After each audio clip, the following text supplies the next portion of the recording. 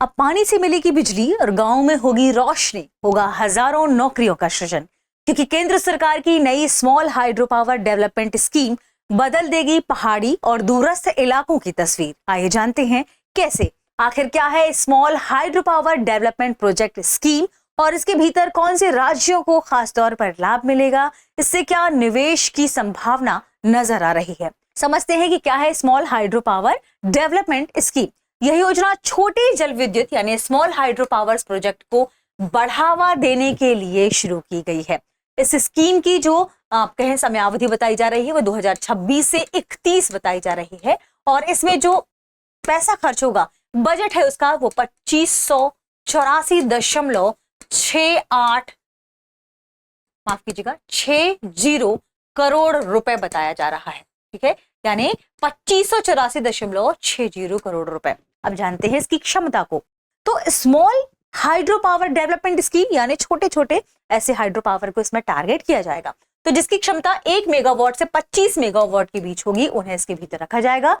कुल लक्ष्य होगा 1500 मेगावाट बिजली का उत्पादन। और बजट की बात करें तो भारत सरकार ने इस योजना पर लगभग 2584.60 करोड़ रुपए की बात खर्च करने की बात कही है। किन राज्यों को फायदा होगा ये भी जानते हैं। इससे पहाड़ी और उत्तर पूर्वी राज्यों को सबसे ज्यादा लाभ मिलेगा, क्योंकि वहां पानी के छोटे स्रोतों से बिजली बनाने की बड़ी संभावना मौजूद है। यानी ये योजना छोटी जल विद्युत प्रोजेक्ट को बढ़ावा देने के लिए शुरू की जा रही है। देखा भी हमने कि 1 मेगावाट से 25 मेगावाट के बीच वाले लक्ष्य भी देखा। 1500 मेगावाट बिजली के उत्पादन की बात इसमें कही गई है। ठीक है, सब्सिडी क्या सरकार मुहैया करा रही है ये भी हम जान लेते हैं।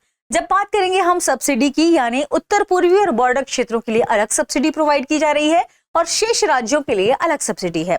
इससे क्या रोजगार का सृजन होगा? तो हाँ, इस निर्माण के दौरान 51 लाख मानव दिवस रोजगारों का सृजन होगा और बाद में संचालन और रखरखाव में भी नौकरियों का सृजन किया जाएगा।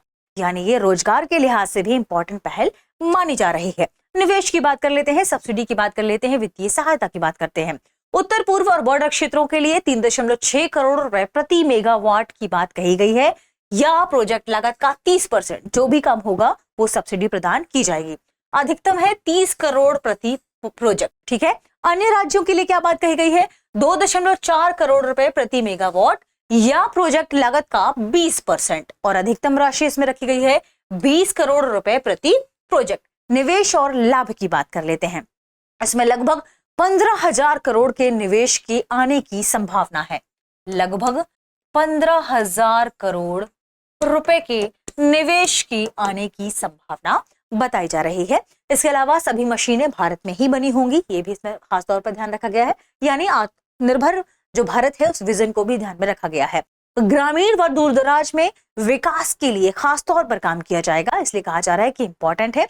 यानी इससे लगभग 15,000 करोड़ का निवेश आएगा। सभी मशीनें भारत में बनी होंगी, आत्मनिर्भर भारत को प्रमोट किया जाएगा और ग्रामीण और दूरदराज इलाकों में विकास भी संभव हो पाएगा।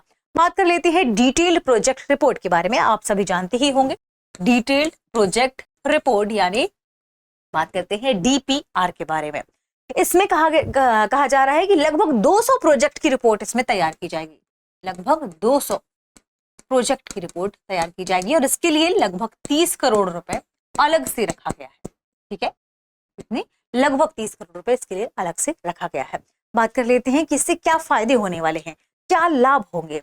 इससे पर्यावरण के लिए बेहतर विकल्प हमने देख लिया है और पर्यावरण को भी संजोकर रखा जा सकेगा, किसी तरीके से आर्टिफिशियल नहीं होगा। नदी का जो फ्लो होगा उसी हिसाब से इस पर काम किया जाएगा। इससे जंगल की जो कटाई है वह भी कम होगी और कम विस्थापन भी देखने को मिलेगा। इसके अलावा जो स्थानीय स्तर पर बिजली का उत्पादन होगा उससे जो हमारी लागत बढ़ती थी एक स्थान से दूसरे स्थान पर बिजली के ट्रांसमिशन को लेकर, भेजने को लेकर, वह लागत भी कम होगी। यानी बिजली स्थानीय स्तर पर बनेगी और कम ट्रांसमिशन लॉस से होगा।